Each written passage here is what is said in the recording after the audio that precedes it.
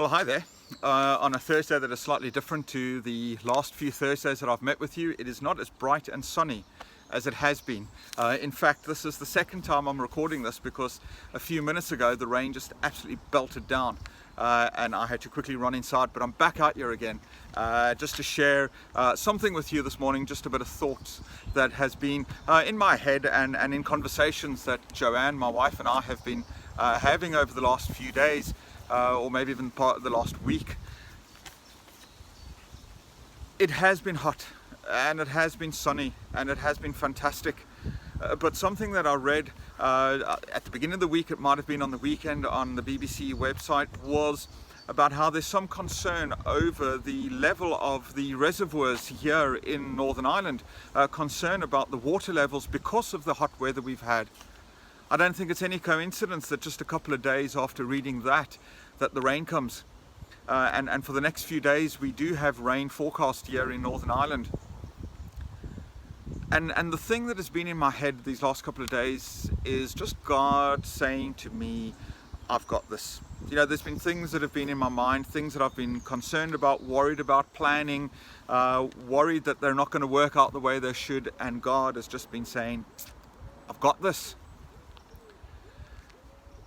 I was talking about the rain being forecast. Well, Sunday is our drive-in service, our first drive-in service that we're going to have here in this car park where I'm standing today. And I thought to myself, isn't it typical that over the next few days we have rain coming, and wouldn't it just be typical that it would rain on Sunday when we're going to be outdoors here in the car park? But I hear God saying to me, don't worry, I've got this. If it rains on Sunday, it rains. If it doesn't, it doesn't. But God has got this. My wife and I have been talking about the image that we present to other people. And even more so now during this lockdown, where our one way of communicating with each other and seeing each other is online.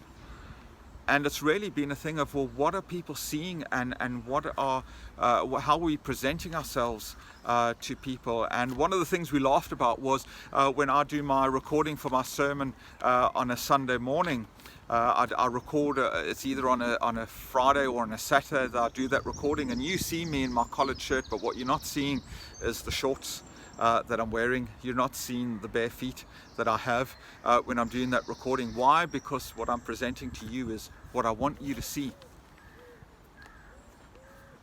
And that is what that image that we try to present online is all about, isn't it? It's about us trying to be in control of what people see, trying to be in control of things that once they're out there are beyond our control. But I hear God saying, don't worry, I've got this.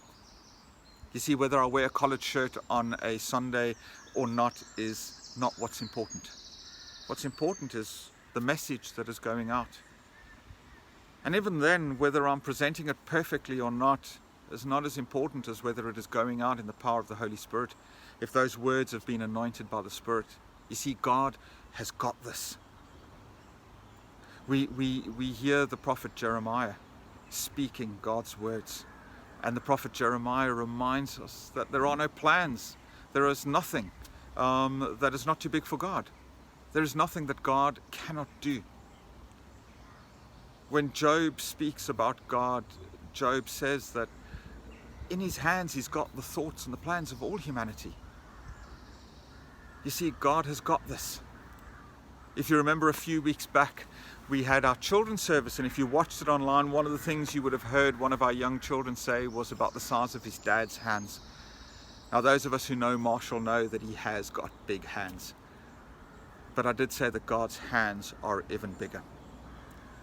See, whatever our worries and whatever our concerns are, whatever our plans are, and our worries of whether these plans are going to come to fruition, God has got this. And we might make our own plans, but it's the plans of God that will stand. I'm planning to take a few days off next week. I normally take a Monday off. I'm taking next Tuesday and Wednesday off as well. But it was a big stress for me to do that because there were things that need to happen, and my concern was, well, what if they don't happen? And God says to me, don't worry, I've got this. In your own life, the things that are beyond your control, that are causing you worry and stress.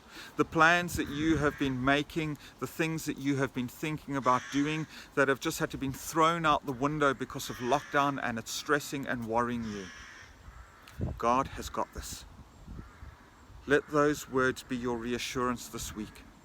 That whatever it is that is worrying you, whatever it is that is causing you stress and concern, God has got this.